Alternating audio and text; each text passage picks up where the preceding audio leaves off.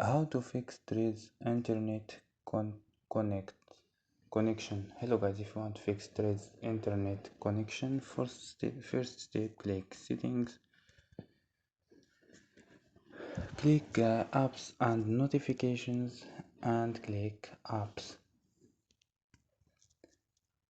After this step, uh, scroll down and click your app Thread. Click force and stop. Click for stop and click storage. Click clear data and click clear cache. After these steps, turn off Wi-Fi and turn on your Wi-Fi. So don't forget like and subscribe. Bye.